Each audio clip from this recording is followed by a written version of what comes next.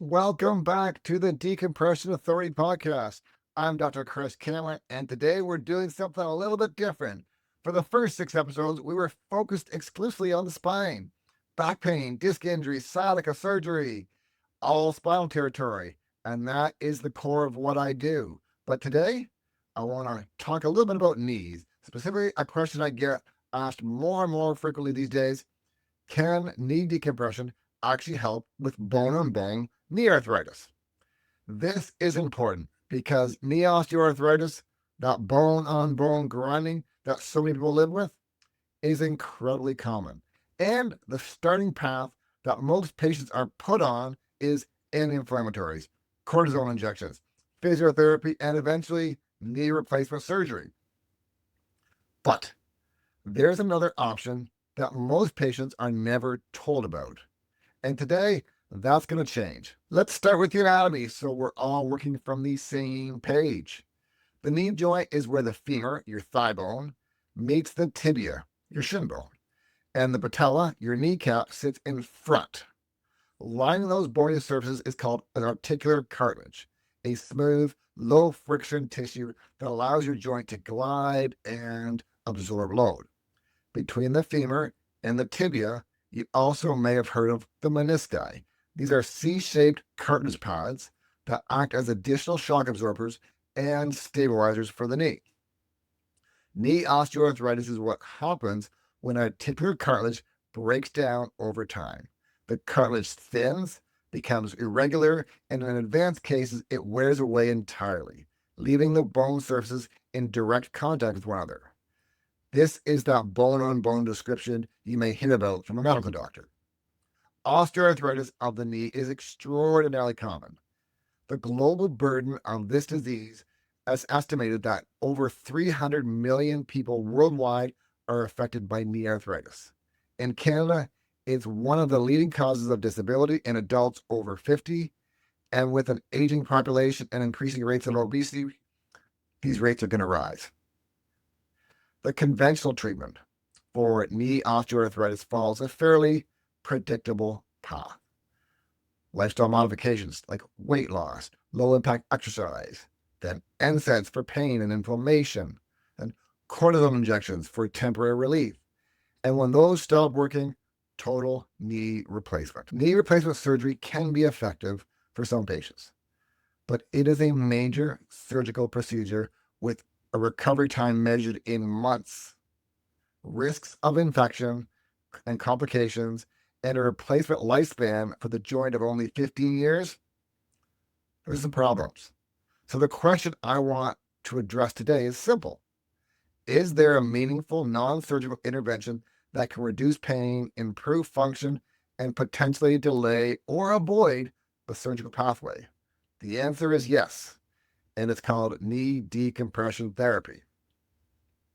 Knee decompression therapy uses a specialized device to apply a gentle, controlled distraction force to the knee joint, creating a small but clinically meaningful separation between the joint surfaces. This is unloading the joint, and this achieves several important effects simultaneously. First, it reduces the compressive load on the remaining cartilage, which directly reduces joint stress. Second, by creating negative pressure within the joint space, it promotes the movement of synovial fluid, that joint's natural lubricant source and nutrient source. It allows us to get into the cartilage tissue.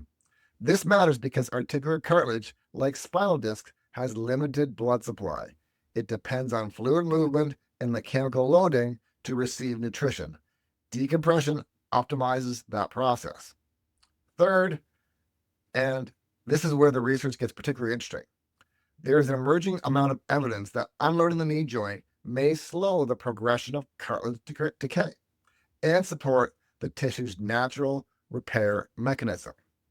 A randomized, controlled trial published in the Journal of Orthopedic and Sports Physical Therapy evaluated knee joint distraction in patients with moderate to severe osteoarthritis. Patients who received knee decompression showed significantly greater reduction in pain scores and improvement in function compared to control groups. The interesting part here is that these effects were well maintained even at the follow-up. A study published in the Annals of Rheumatic Disease examined knee joint distraction in patients who were candidates for total knee replacement. At 1 year follow-up, patients in the distraction group showed measurable increase in cartilage thickness on an MRI, alongside with significant clinical improvement. Cartilage regeneration in osteoarthritic joint is an impressive finding. A 2020 systematic review in the Journal of Cartilage evaluated the overall evidence based on the knee distraction, concluding that it represents a viable joint-preserving treatment option for patients with knee osteoarthritis, with favorable safety profile and meaningful clinical outcomes. This is not experimental fringe treatment. This is clinically supported interventions that most patients with knee osteoarthritis have simply never been told about. So what does knee compression therapy actually look like in a clinical setting? The treatment itself is non-invasive and comfortable. The patient is positioned on a decompression chair, and a specific knee attachment is applied to create the controlled, distractive force across the joint. Sessions typically run 10 minutes. As with spinal decompression, there is no pain involved. Most patients describe a gentle pulling sensation and find the session relaxing. A full treatment protocol generally runs between 6 to 12 weeks, with the exact number of sessions determined by the severity of the condition and how the patient responds. In my clinical experience, patients often begin to notice reduced pain and improved mobility after the first 6 sessions, with more significant and lasting changes emerging over the full course of treatment. Knee decompression works best when it's part of a comprehensive treatment plan. We combine it with shockwave therapy, laser therapy, gait analysis, and rehabilitative exercises. The exercises focus on the gluteal muscles and the supporting muscles around the knee. Lifestyle modifications to reduce joint load, educational activity modification to protect the joint long term. Now, another question I get is, who's a good candidate? Patients with mild to moderate knee osteoarthritis typically respond best. Those with more advanced bone-on-bone changes can also benefit, particularly if the goal is to improve quality of life and delay surgical intervention. That said, a proper clinical assessment is the first step. We need to understand your specific presentation, your imaging, and your goals before recommending any course of treatment.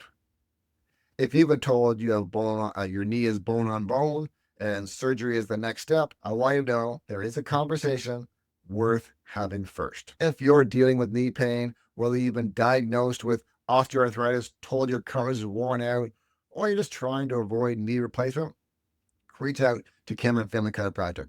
We offered knee decompression therapy as part of our Walk Strong non-surgical pain relief program, and we'd be glad to sit down with you and assess whether this approach is right for your situation. You have more options than you may have been told. Thank you for joining me on today's episode. Knee decompression is one of the most underutilized tools in non-surgical knee pain management, and I hope today's episode opened the door for someone who needed to hear it. Next week on episode 8, we're going back to the spine, but with a different angle. We're talking about the biggest mistake people make when dealing with chronic back pain, and some of these will surprise you. That's episode 8, next week on the Decompression Authority podcast. Subscribe, and with someone living with knee pain, it could genuinely change their path. I'm Dr. Chris Cameron. This is the Decompression Authority podcast. We're here to educate, empower, relieve, and restore. See you on the next episode.